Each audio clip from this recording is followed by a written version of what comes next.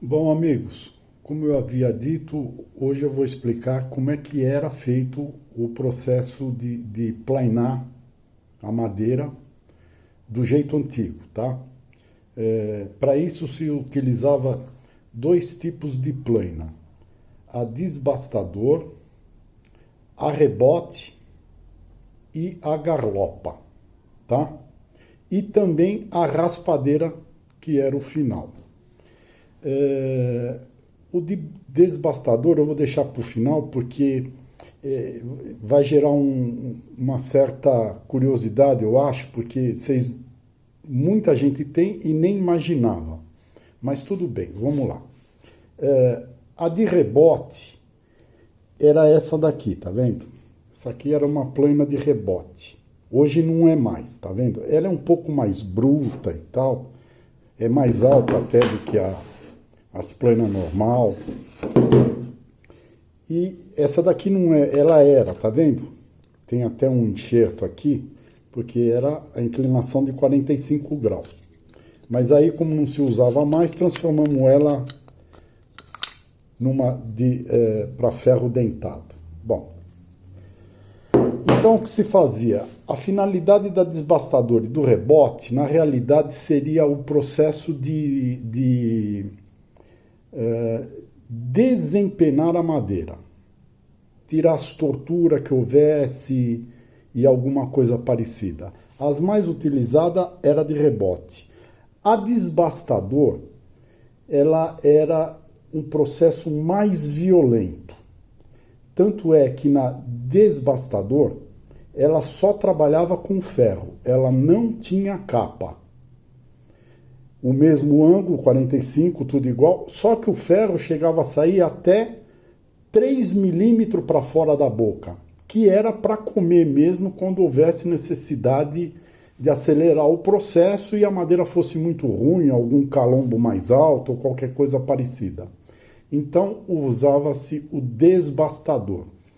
E a diferença do desbastador para a de rebote é que o desbastador, como eu falei, só trabalhava com ferro, não tinha capa. A de rebote já trabalhava com capa, porque já era para um acabamento já mais próximo do final. Tá?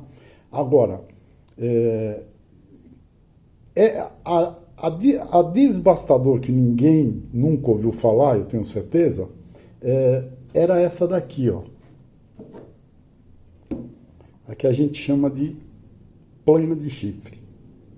Tanto é que essa daqui e aquela foram modificadas. A única modificação também que houve foi a necessidade de fazer o encaixe, porque como ela trabalhava só com ferro, então precisou afundar um pouco mais o canal e fazer o encaixe do parafuso, porque aí, como ninguém mais usava, não se usava mais essas de desbastador, então passou a ser usada como plana normal, tá? E por que o chifre? Justamente para facilitar o manuseio dela, porque requeria muita força para remover o material e para acelerar o processo. Então tinha um chifre para facilitar, tá? Porque a remoção do material era bem maior do que as outras. E mais um detalhe, na realidade, tanto a de rebote como a desbastadora, os ferros dela, deixa eu pegar um ferro aqui. Na desbastador, que era um ferro só, os cantos aqui eram abauleados. Por quê? Para facilitar a penetração na madeira. Tá? Aliás, eles chamavam de gaviões. Esses dois lados aqui do ferro, as duas pontas, é chamado de... Opa, estava do lado errado. Essas duas pontas aqui era chamada de gavião. Então, esses gavião aqui eram um pouco arredondados. No desbastador mais e na de rebote menos, porque a de rebote já trabalhava com a capa. Tá?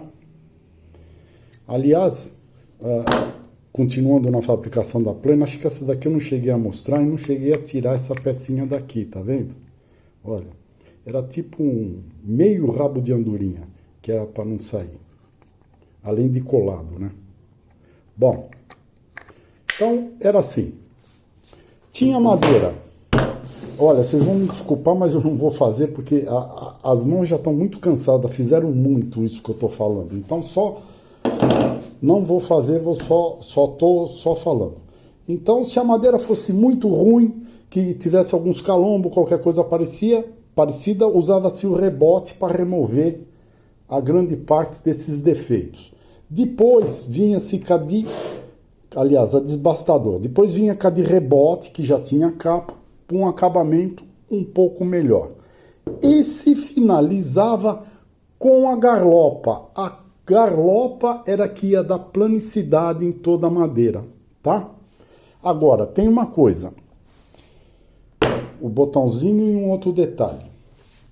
A finalidade desse botãozinho é o seguinte, a ferramenta tem o jeito certo de trabalhar com ela. E esse botãozinho tinha duas finalidades. Uma, apoiar o dedão para ajudar a empurrar a garlopa, tá? E outra, você não podia passar a mão para frente desse botão. Você não pode pôr a mão nem aqui e nem aqui. Do botão para trás você põe onde você quiser, mas do botão para frente, não. Por quê? Senão você, pondo a mão aqui, você não vai conseguir deixar a madeira plana com a garlopa, tá? Como deve ser. Então a finalidade do botão é essa, apoio para o dedo e também não avançar para frente, tá? Para sempre lembrar que no máximo é aqui. Se quiser pôr o dedo aqui também pode, só não pode pôr para frente. Bom, no final de todo esse processo e da garlopa sempre ficavam umas marquinhas. Aí vem a finalização com a raspadeira. Aí passava-se a raspadeira para deixar as marcas que geralmente a garlopa costuma deixar, para ficar tudo lisinho e bonitinho, tá bom? É um processo difícil, requeria prática e braço. Mas isso daí, de tanto usar, depois acostuma. É uma coisa natural. Apesar que hoje não tem muita necessidade, tá? Agora, uma outra coisa também, além da famosa plana de chifre, que nada mais era do que uma desbastadora, tem mais um detalhe. Na realidade, quanto mais material você ia retirar, mais fechada tinha que ser a boca. E não mais aberta, tá? A boca tinha que ser mais fechada.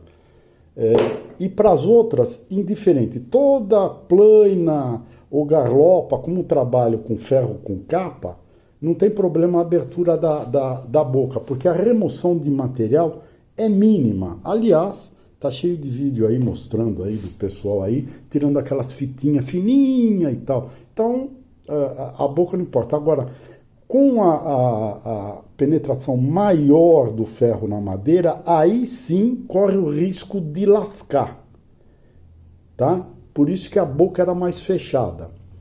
E para vocês terem certeza disso, eu vou dar um exemplo com a que vocês conhecem mais. A plana de ferro. Se vocês repararem, com o botão de avanço do ferro, quanto mais para fora a lâmina sai, mais fecha a boca. Todo mundo costuma ter, é só observar. É só ir avançando. Quanto mais fora tiver o ferro, mais a boquinha vai ficar fechada aqui. E tem que ser assim, entendeu? Para não lascar a madeira. Deixa eu ver se eu estou esquecendo alguma coisa. Acredito que não. Tá. Ah, sim. Todas as planas de antigamente, nenhuma fugia do grau de 45 graus. Todas elas eram 45 graus, independente do tamanho delas, tá? Sempre foram... As únicas que não eram 45 graus eram as que utilizava o ferro de dente. Esta e essa daqui, que é própria de ferro de dente também. A inclinação dela é quase de pé. Ó. Eu vou pôr aqui para tentar comparar. Deixa eu ver aqui, ó. Tá vendo? É quase, olha, essas duas quase do mesmo tamanho, dá para ver bem. É quase de pé o ferro dentado trabalhava. é para um sistema de colagem, mas isso aqui é um outro assunto, não vamos misturar agora. Então, hoje eu sei que existe uma infinidade de planas com ângulos diferentes. Não sei o real motivo. Eu acredito que seja, na realidade, só comercial, porque antigamente o pessoal só usava com 45 graus e sempre funcionou, sem problema nenhum, entendeu? O único detalhe é esse que eu sei que há controvérsias, né? Mas, quanto mais madeira você for retirar, mais fechada tem que ser a boca. E toda plana que for de um ferro só é para remover bastante material. Quando tiver a capa, não, tá? Aí é o mínimo possível, tá bom? Mas tem uma pequena continuação aí na frente que vocês vão ver, tá bom? Obrigado por enquanto. Amigos, dando continuidade, agora eu quero falar, aquele vídeo anterior que eu coloquei sobre como era feita as planas antigas, tudo aquilo lá é 100% de como se faz uma plana antiga de madeira, tá? Só que, na realidade, para a plana ser eficiente, aquela parte corresponde a 50% dela. Os outros 50% é dividido em duas partes. Primeira, o ferro. Se o ferro não for bom, esquece, não vai adiantar nada. E segundo, a fiação. Então, 25% é o ferro e 25% a fiação. Esses dois juntos formam 50, com 50 da plana formam 100% de uma plana eficiente, tá? E eu estou dando também essas porcentagens para me fazer entender, não precisa necessariamente ser nessa proporção. Mas tudo isso faz parte de uma plana eficiente. E olha, eu vou ser sincero, esse negócio de temperar ferro, pelo menos antigamente ninguém temperava nada. Como já existiam os ferros já bons, então não havia necessidade de temperar, porque eu acho que temperar é um pouco mais difícil, complicado do que parece. A pessoa tem que ter, né, muita experiência. Bom, agora, e o outro detalhe é o seguinte, por que não tem mais desbastador ou rebote? Eu vou falar, vou dar também uma data aproximada para vocês entenderem aquilo que eu quero dizer, mas é mais antigo do que eu vou falar, principalmente lá fora na Europa. Mas eu vou pôr aqui em termos de Brasil que desde 1910 já existia madeira plainada pronta, você já comprava ela pronta. Então qual era a necessidade de se plainar a madeira se você já comprava pronta? Então, o uso da garlopa, das planas e tal, foram decaindo, porque não tinha mais muita finalidade. A plana em si, ainda para um detalhe ou outro de serviço, um caso ou outro, você ainda acaba até utilizando.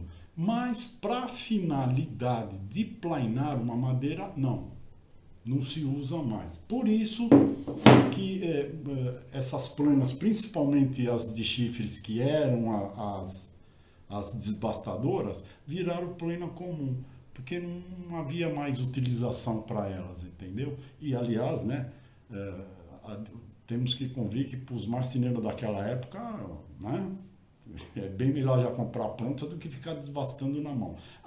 E um detalhe que eu esqueci de comentar sobre plainar a madeira, é que quando você começa a passar a garlopa, você tem que ir até o fim da madeira, não pode parar na metade.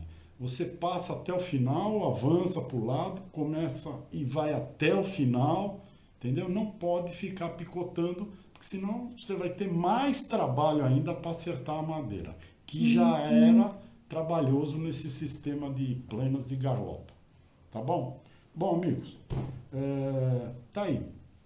Fica mais um pedaço da história aí das planas, tá? Um abraço.